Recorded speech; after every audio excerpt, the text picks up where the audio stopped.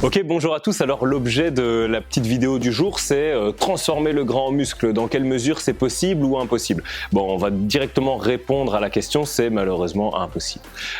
Toutefois, l'idée ici avec ce petit tableau, c'est de vous expliquer quelques fondamentaux pour réussir à atteindre votre transformation physique. Donc autrement dit, en réalité, perdre du gras et conserver votre tonus musculaire, donc réussir à vous raffermir, à vous tonifier, voire à gagner davantage de muscles tout en perdant de la masse grasse. Et donc il y a trois éléments sur lesquels il faut jouer, c'est d'une part l'alimentation, également le renforcement musculaire qui va vous permettre finalement de réussir à conserver votre masse musculaire ou tout du moins à limiter la perte de masse musculaire, voire à l'augmenter.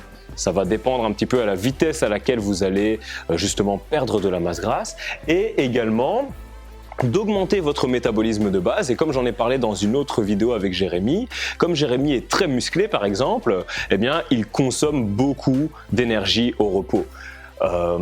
Ensuite, on a le dernier point qui est le cardio training, donc l'entraînement cardiovasculaire qui va vous permettre de véritablement augmenter votre dépense calorique, tout comme le renforcement musculaire, mais davantage lors de votre séance d'entraînement.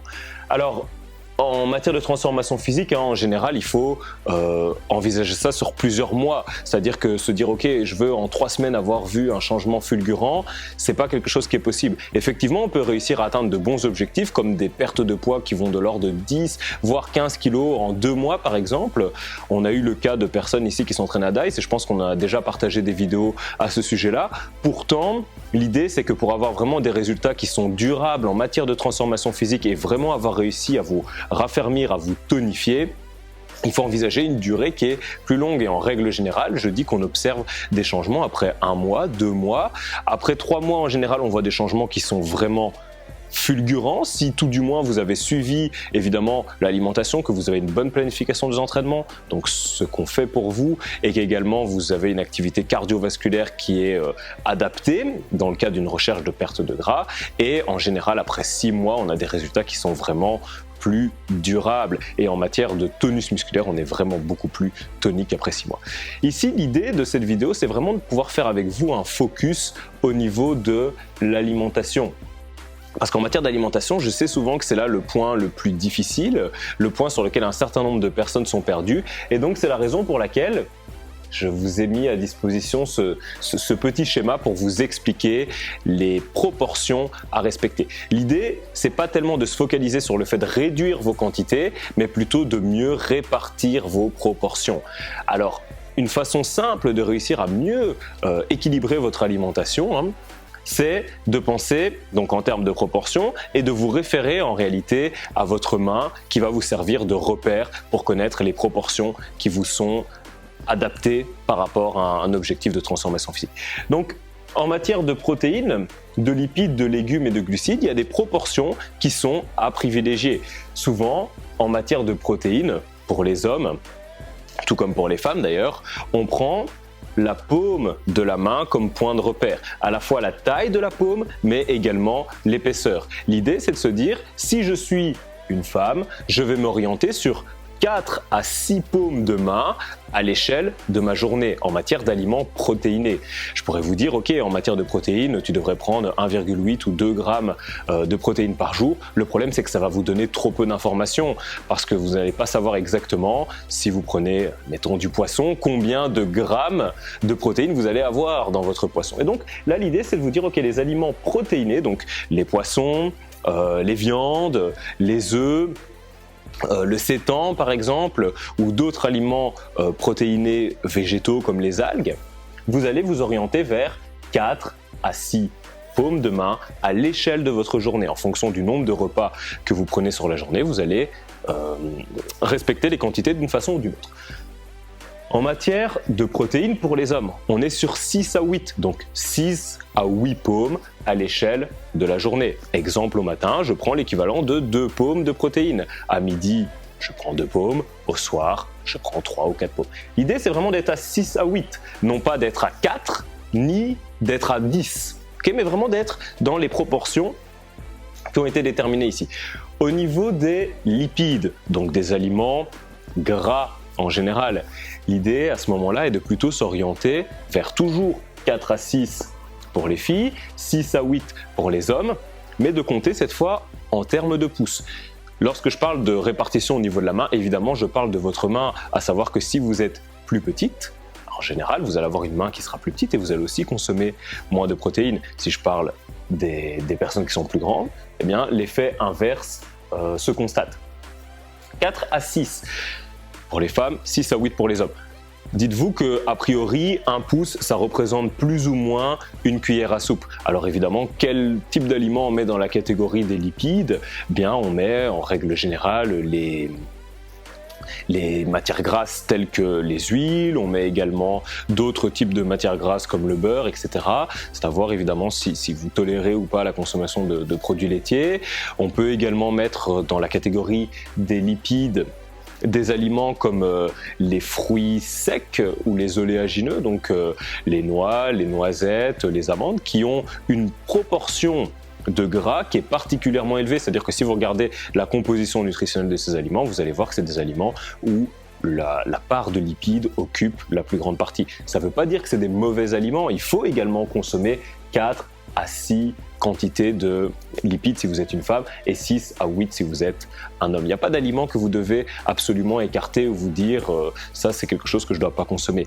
L'idée c'est surtout de vous orienter vers quelque chose qui est naturel, qui est le moins transformé et qui va vous permettre d'avoir ces apports à l'échelle de votre journée pour être in fine, dans une dynamique d'équilibre au niveau de votre organisme, d'équilibre au niveau hormonal, d'équilibre pour vous aider lors de votre récupération, d'équilibre aussi au niveau mental, de vous sentir bien sans vous dire par exemple je vais complètement supprimer les glucides, on reviendra sur les glucides dans quelques instants, mais plutôt de répartir les choses selon le template ici que je partage avec vous. Alors au niveau des légumes, c'est important de consommer des légumes, on parle souvent du fait qu'il faut augmenter ses apports en protéines, mais à côté de ça, c'est aussi important d'avoir des apports en légumes qui sont importants pour justement contribuer à basifier votre corps et éviter l'excès d'acidification. Au niveau des légumes, on compte cette fois en points. Donc je prends le volume et la taille de mon point. Un point, ça dépend un petit peu de votre point, ça représente une petite, une grosse tomate, ça représente parfois une carotte, vous prenez la carotte, vous la coupez sous différents angles et vous arrivez à une taille de point. Donc l'idée est d'être 4 à 6 points pour une femme à l'échelle de la journée et pour un homme 6 à 8 points. D'accord ? Donc les légumes, vous allez comprendre, donc un grand nombre d'aliments comme les salades, comme si on prend les brocolis, on prend les poivrons par exemple, tout ça appartient à la catégorie des légumes. Alors je fais un petit disclaimer tout de suite concernant par exemple les haricots, donc tout ce qui appartient à la famille des légumineuses, comme les pois chiches. Ici on va plutôt les classifier dans la catégorie des glucides. Pourquoi ? Parce que l'apport en glucides qu'on a dans ces aliments est vraiment important. Et donc si on vient les entrées dans la catégorie des légumes et qu'on compte avec évidemment cette largesse qui est la taille du point, on risque à l'échelle de la journée d'avoir un apport en glucides qui sera trop important. Et d'ailleurs, je reviens sur ce que j'ai dit par rapport à la carotte. La carotte, on la place normalement dans la catégorie des glucides. Alors c'est pour ça que normalement, si vous êtes à Dice, vous avez dû recevoir un petit tableau que je vous ai envoyé dans lequel je vous donne davantage d'informations par rapport à la classification des aliments. Dernier point, les glucides. Souvent, c'est là vraiment un gros élément régulateur dans le cadre d'une recherche de perte de poids ou dans le cadre d'une recherche de prise de poids. Donc tout simplement prise de muscle, pas nécessairement prise de masse grasse. Et donc là, normalement, on est donc chez les femmes de 4 à 6 et chez les hommes de 6 à 8. Mais l'idée, c'est lors de certains repas de diminuer votre apport en glucides ou de l'augmenter. C'est pour ça qu'on a décidé ici de faire une échelle qui va de 2 à 8. Donc si vous êtes dans une recherche de perte de masse grasse, vous comprendrez que vous êtes plutôt, en termes de quantité, aux alentours de 2. Si vous êtes dans une recherche de prise de poids, vous êtes plutôt en quantité aux alentours de 8. Alors de quoi on parle et quelle est notre unité de mesure ? Alors ici, l'unité de mesure, c'est une poignée.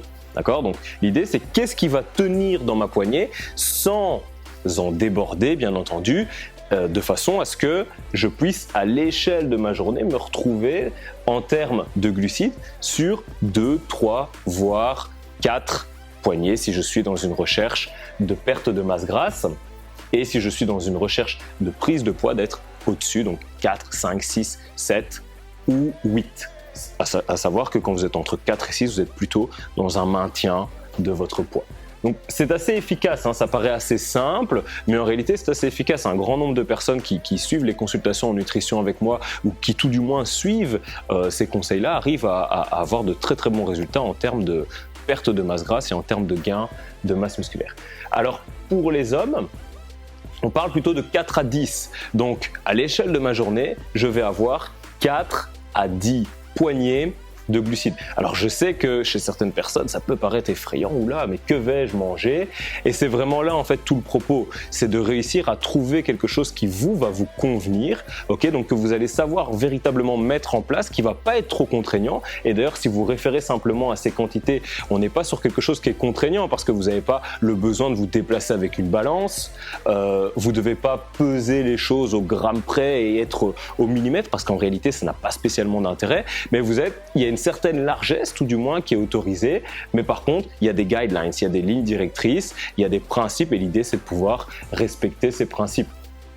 Et donc ça nécessite souvent quelques réajustements et peut-être au matin de changer la façon dont on mange, peut-être à midi également de pouvoir mettre en place d'autres changements parce que si vous souhaitez en matière de protéines, prenons l'exemple pour les femmes, arriver à 4 à 6 paumes, si au matin vous commencez votre journée avec des glucides, qu'à midi vous êtes également sur des glucides, au soir vous allez normalement pas manger l'équivalent de 4 steaks, ça m'étonnerait. Et donc l'idée c'est de pouvoir justement répartir différemment à l'échelle de votre journée. Vous allez également probablement dépasser ici l'unité entre 2 et 4. Donc voilà, ça c'est vraiment les basiques au niveau de l'alimentation. Si vous avez des questions, surtout n'hésitez pas à cliquer à mettre vos commentaires sous la vidéo, et si la vidéo vous a apporté quelque chose, vous a été utile, vous pouvez cliquer sur le lien qui se trouve juste en dessous pour peut-être prendre un rendez-vous, prendre une consultation au niveau de la nutrition pour pouvoir aller plus loin et mettre en place des changements qui vous correspondent vraiment et vont vous aider pas à pas à atteindre vos objectifs. À bientôt avec Dice.